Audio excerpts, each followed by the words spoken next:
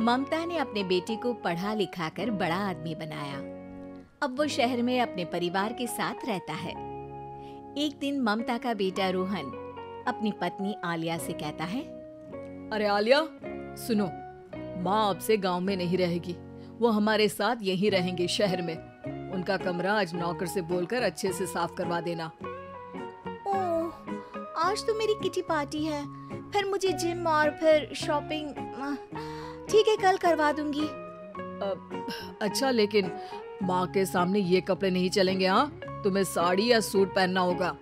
अरे बिल्कुल भी नहीं। मेरे मम्मी पापा ने इतना पैसा लगाकर शादी इसलिए नहीं की थी कि मैं अपनी मर्जी के कपड़े पहन ओढ़ भी ना सकूं। अरे चलो, गुस्सा मत हो, लेकिन कुछ दिन तो माँ की खुशी के लिए कर सकती हो ना। लेकिन आलिया मानती नहीं। माँ आती है सिंपल सी साड़ी, झोला और चप्पल पहनकर। अरे रोहन, मैं इनके साथ कैसे रहूंगी? मेरी फ्रेंड्स क्या कहेंगी? ये तो पूरी गंवार लग रही है। आलिया, माँ गांव में रहती थी इसलिए ऐसी हैं। तुम आज ही माँ के साथ जाकर उनकी पसंद की शॉपिंग करवा देना। इनके साथ घर के अंदर रहना मुश्किल है, बाहर तो मैं कभी भी ना जाऊं। रोहन को आलिया पर गुस्सा आ जाता है।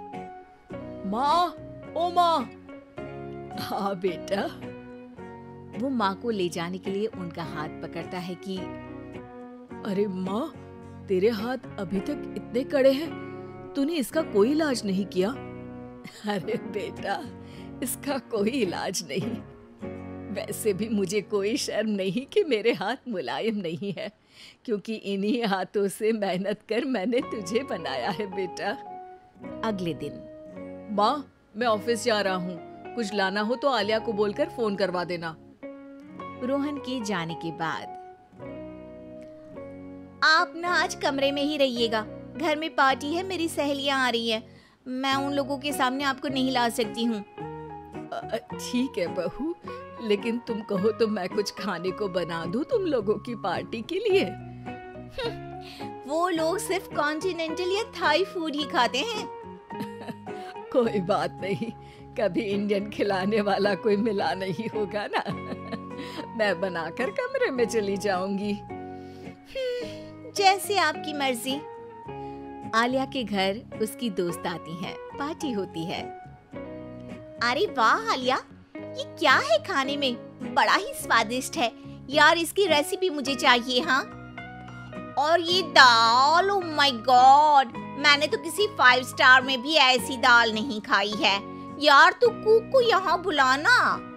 अब आलिया घबरा जाती है। हाँ हाँ, क्यों नहीं, माँ जी जरा बाहर आइए। आलिया की सास सिंपल सी साड़ी और गांव के अंदाज में आती है। अरे बहू, क्या हुआ?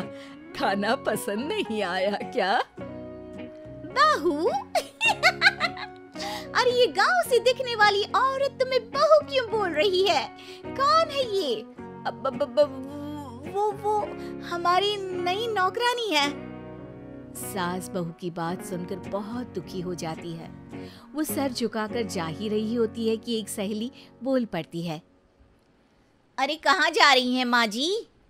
वो उठकर उनके पैर छूती है। जीती रहो बेटा। क्या है ना, आपकी शक्ल बिल्कुल मेरी माँ जैसी है।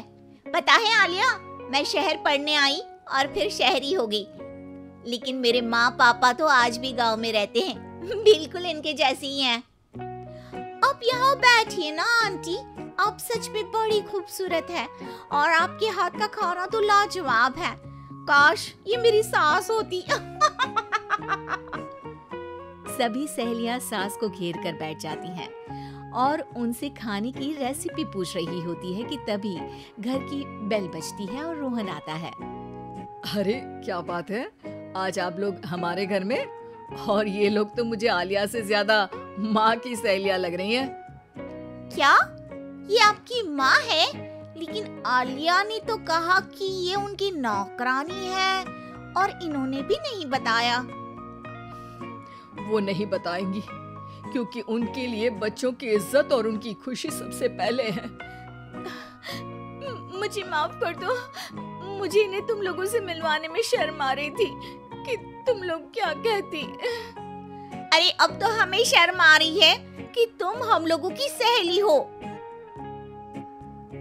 हाँ, जो माँ जैसी सास को नौकरानी बोले वो हमारी सहेली नहीं हो सकती। ये बोलकर सभी वहाँ से जाने लगती है कि सास बोलती है, आलिया की तरफ से मैं तुम लोगों से माफी मांगती हूँ। उसने जो कहा उसके लिए मैं उसे माफ करती हूँ।